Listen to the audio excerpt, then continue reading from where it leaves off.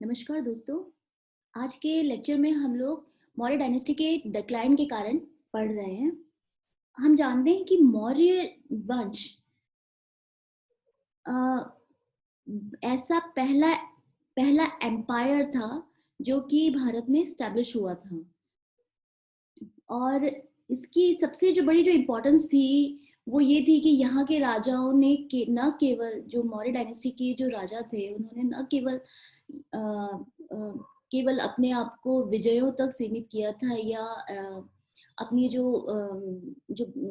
Expansion तक ही अपने आप को सीमित करा था, बल्कि यहाँ के राजाओं ने न केवल विदेशों के साथ में संबंध स्थापित किए थे और बल्कि उन्होंने यहाँ की जनता के कल्याण के लिए, उनके वेलफेयर के लिए भी बहुत सारे काम किए थे। और अशोक की धम्म नीति से हम परिचित हैं कि अशोक ने अपनी धम्म नीति के माध्यम से जनता का जो नैतिक उत्थान है वो करने का प्रयास किया था। तो मौर्य वंश भारत का प्रथम एम्पायर साम्राज्य था और इसका पतन एक बहुत महत्वपूर्ण घटना थी जिसका कि बाद में एक लॉन्ग टर्म इम्पैक्ट हम हिस्ट्री में देखते हैं। इसके पतन के कारण देखते हैं क्या है। सबसे पहला जो कारण किसी भी डायनेस्टी के डाउनफॉल का होता है वो ये है कि जैसे ही अशोक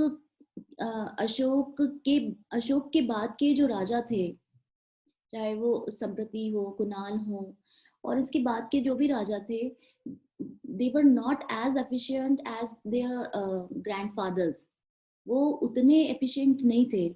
और जब राजा की एफिशिएंसी कम होती है तो दूसरे जो जो लोग प्रभावशाली हो जाते हैं, उससे जो प्रशासन है वो अ, उतना अच्छा, इतना एफिशिएंट नहीं रहता है। और यही सिचुएशन यहाँ पर भी हुई। यहाँ के जो राजा थे उन्होंने उन्होंने उन्होंने उतना ध्यान जनता पर नहीं दिया जितना कि उनको देना चाहिए था, क्योंकि वो खुद ही भी बहुत ज्यादा योग्य नहीं थे। जितने के चंद्रगुप्त मौर्य थे या अशोक थे या बिंदुसार थे, उतने ये लोग नहीं थे। कोई भी उसका जो उत्तराधिकारी है वो बहुत ज्यादा एफिशिएंट नहीं था। ठीक है। दूसरा दूसरा एक महत्वपूर्ण कारण है प्रशासन का अतिकेंद्रीकरण। जो हिस्टोरियन है रमिला थापन, जिन्होंने बुक लिखी है मौर्यज एंड द डिक्लाइन, अब वो अपनी बुक में ये लिखती हैं कि जो प्रशासन था मौर्य वंश का वो बहुत ही अधिक केंद्रीकृत था, यानी कि बहुत ज्यादा सेंट्रलाइज्ड था। और पावर का सेंट्रलाइजेशन होने के कारण जो एफिशिएंट राजा थे वो लोग, उन्होंने तो प्रशासन को बहुत अच्छे से चलाया, लेकिन जब बहुत ज्यादा अयोग्य राजा आए, वो इस सेंट्रलाइज्ड प्रशासन को नहीं चला पाए।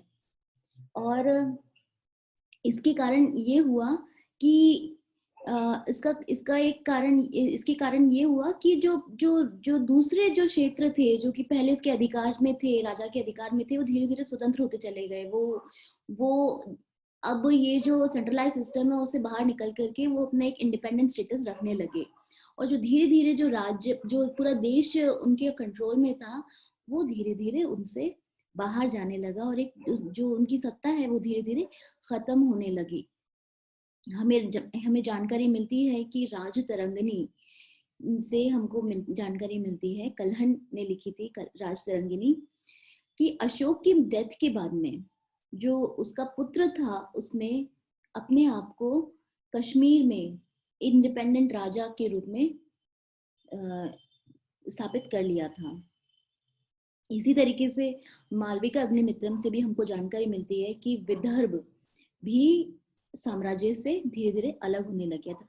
इस तरीके से जैसे ही सेंट्रलाइज पावर, जो राजा की सेंट्रलाइज पावर है वो कम होने लगी, डिमिनिश होने लगी, तो जो जो लोकल एरियाज हैं वो भी धीरे धीरे इंडिपेंडेंट होने लगे। और ये जो बड़े बड़े क्षेत्र अभी तक मौर्य वंश के अधीन थे, ये अब उसके अधिकार क्षेत्र से बाहर जाने लगे।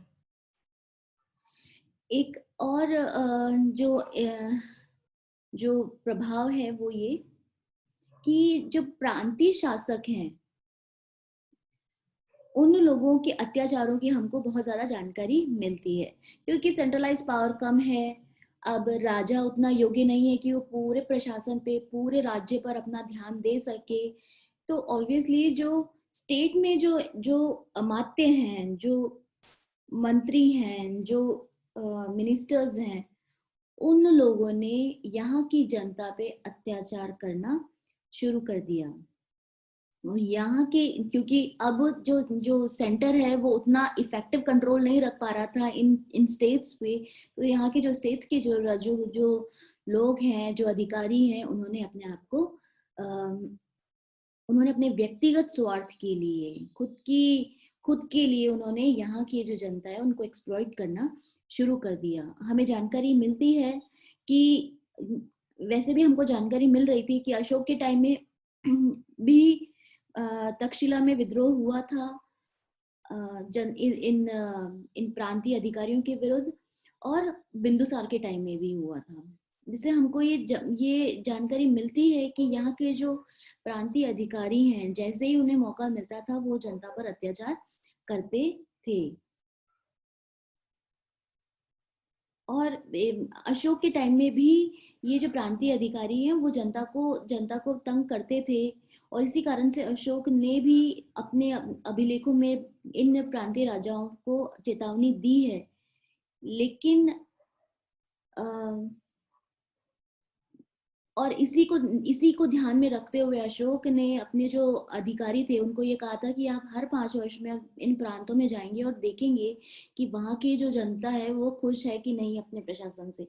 लेकिन बाद के जो राजा जो इतने एफिशिएंट नहीं थे, वो लोग इस तरीके के सिस्टम को फॉलो नहीं कर पाए, और जो यहाँ के जो प्रांतीय राजा हैं वो अपने आप को वो इंडिपेंडेंट हो गए और जनता का एक्सप्लॉइटेशन करने लगे। और इस तरीके से यहाँ के जो जनता अभी तक मौर्य वंश के प्रति स्वामी भक्त थी, वो अब धीरे धीरे वहां से उसकी जो स्वामी भक्ति है वो धीरे धीरे खत्म होने लग गई। इसके अतिरिक्त जो डीडी कोसाम्बी हैं, जो प्रोमिनेंट हिस्टोरियन है, उनका भी एक मानना ये था कि उनका ये मानना है कि मौर्य वंश के पतन में एक और महत्वपूर्ण कारण है, वो है आर्थिक संकटग्रस्त व्यवस्था का होना। यानी कि जो फाइनेंशियल स्टेटस है एम्पायर का, वो धीरे धीरे अब वीक होने लग गया है, क्योंकि अशोक ने अपनी धम्म की नीति को फॉलो करते हुए नए क्षेत्रों को नहीं जीता था। जो नए एरियाज हैं उसको उसने नहीं जीता, क्योंकि उसने, हम जानते हैं कि उसने धम्म नीति को अपना लिया था और युद्ध की नीति को हमेशा के लिए छोड़ दिया था। तो नए क्षेत्र आ नहीं पाए, और जो एग्जिस्टिंग एरियाज हैं, रीजन्स हैं, केवल उन्हीं से ही काम चल रहा था। और अशोक के टाइम में क्योंकि बहुत सारा दान पुण्य ये सब भी किया गया, नए अभिलेख बनवाए गए, काफी सारे मॉन्यूमेंट्स बनवाए गए, जिसके कारण खर्चा तो बहुत बढ़ रहा था, लेकिन जो जो फाइनेंस है वो नहीं आ पा रहा था। यानी कि खर्चा तो ज्यादा हो रहा था और आय उतनी नहीं हो रही थी। और ये भी एक बहुत बड़ा कारण बना। अशोक की जो हेमचंद्र राय चौधरी हैं, वो ये मान के चलते हैं कि अशोक की जो धम्म की नीति है वो मौर्य वंश के पतन का महत्वपूर्ण कारण बनी। क्योंकि अशोक ने अपने टाइम में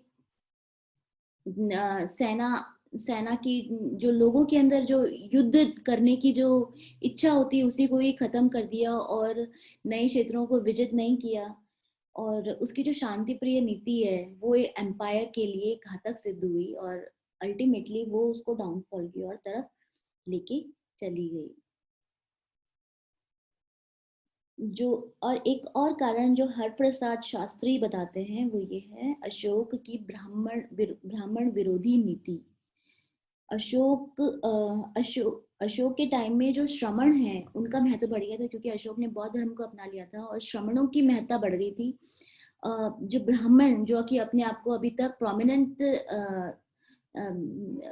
समाज का एक प्रोमिनेंट वर्ग समझते थे, उनको इग्नोर किया गया, और श्रमणों को, जो बौद्ध श्रमण है, उनको महत्ता दी गई। तो हर प्रसाद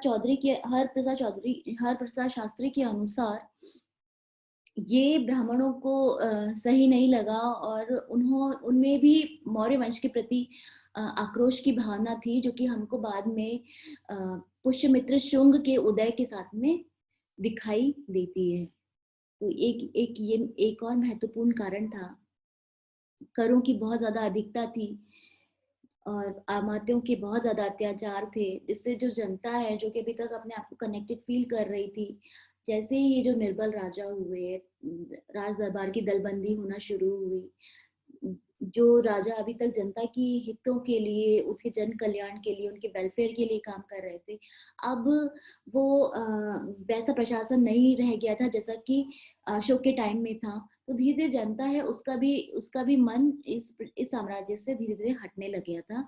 और कहीं ना कहीं ये सब कारण मिल करके मौर्य वंश के पतन का कारण सिद्ध हुए। आज के लिए इतना ही। धन्यवाद।